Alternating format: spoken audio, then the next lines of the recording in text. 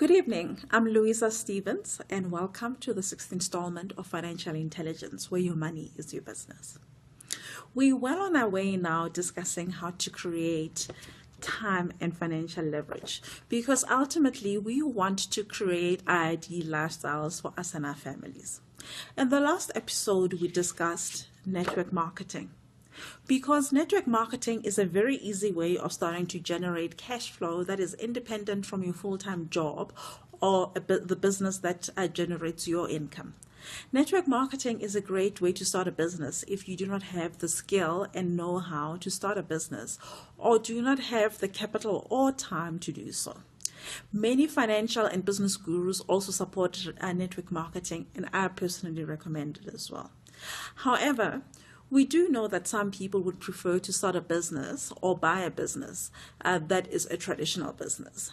They want something that is their own, that they can put their own stamp on. So what are your options then as far as starting or acquiring a business is concerned? Some individuals are fortunate enough to have a trade or profession that lends itself to becoming self-employed quite easily. That would be people like electricians, carpenters, and plumbers in the trades, as well as attorneys, accountants, and estate agents when you're talking about professionals. Notice though, I said that these trades and professionals lend themselves to becoming self-employed easily. I did not say a business. That's because there is a huge difference between owning your job, that's being self-employed, and owning a business.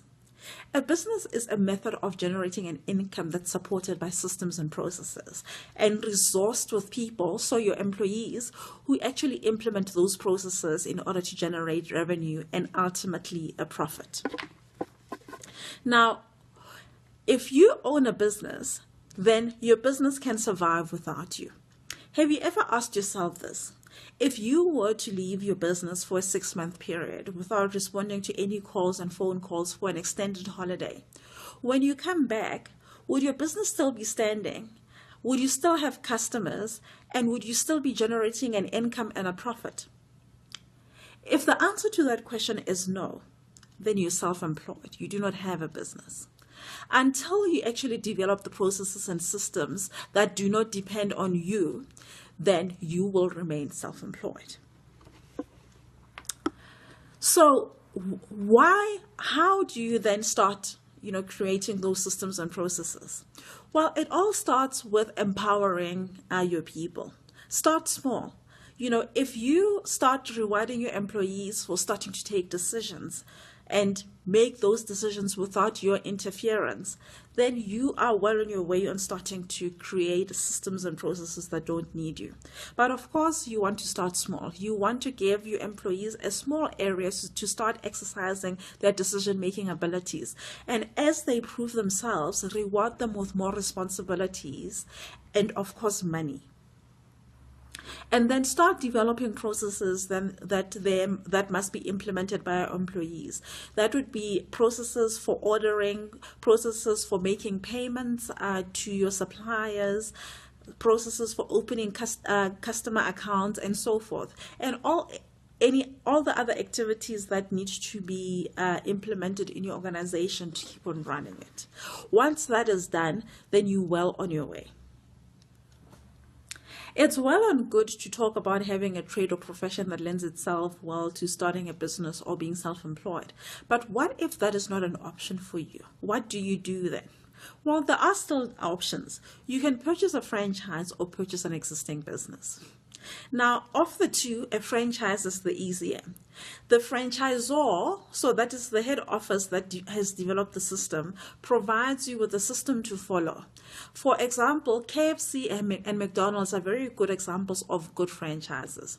If you go to a KFC or McDonald's in New York or in London or in Hong Kong or in Johannesburg, you know what you expect. You'll find the same processes and systems, the same foods, and it's like being anywhere in the world. So you know what you expect. And for the luxury of having those processes designed for you, you will pay royalties to the franchisor on a monthly basis for the system and the support that they will provide to you. But how do you determine what type of franchise is the right franchise? Well, the answer lies in due diligence. It's very important to ascertain that the support that your franchisor promises you is actually delivered once you actually purchase your franchise. I would recommend that you go around and talk to existing franchisees who've purchased a franchise with your franchisor and ask them questions around whether they're happy with their business. Is the business doing well? What kind of support they're getting from the franchisor? And are there any concerns that they have? And what sort of dispute resolution mechanisms do they have in place to resolve any problems that may exist? Once you've done that, then you can start, thinking about completing the paperwork and paying for the purchase price. Because remember, once you've purchased a franchise, it is non-refundable, and it's a very expensive mistake to make if you don't do your homework. What if you choose to do the second option, that is buy an existing business? How do you go about finding a business to buy? An easy way to do this is to find a family-owned business where the owners are at or near retirement. Typically, you'd find that the children of the owners are not interested in carrying on with the business, or the owners do not have any children to hand over the business to. So, they would be keen to find someone who can buy their business so that they have the cash flow to go on and retire. Alternatively, then you would be looking to find a bigger business that's looking to spin off a smaller business that can become a niche. Now, how do you then make sure that when you're buying a business, you're getting what is promised?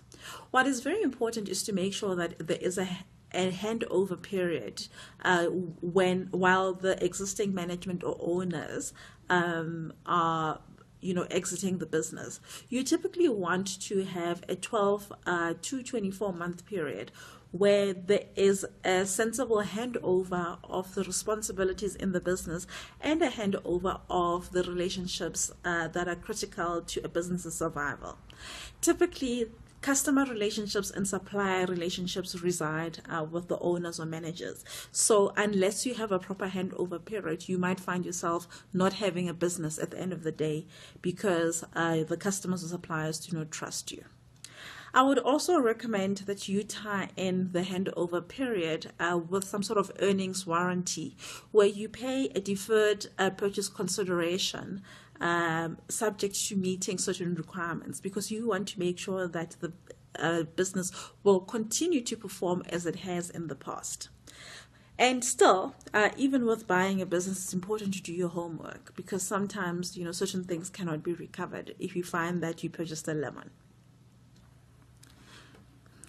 Notice when you start a business or you take over an existing business, your business will not run itself. In the beginning, you will need to be there to implement the systems and processes and to implement the discipline in your employees to operate the processes in the manner that you've set out.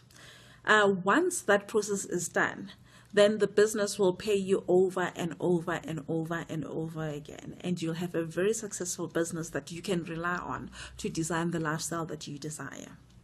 In the next installment, we'll be talking about investing, because of course, once you've made the money, you need to be able to make the money, regenerate and to work for you as well. I look forward to seeing you next time and wishing you a financial future that makes sense with financial intelligence.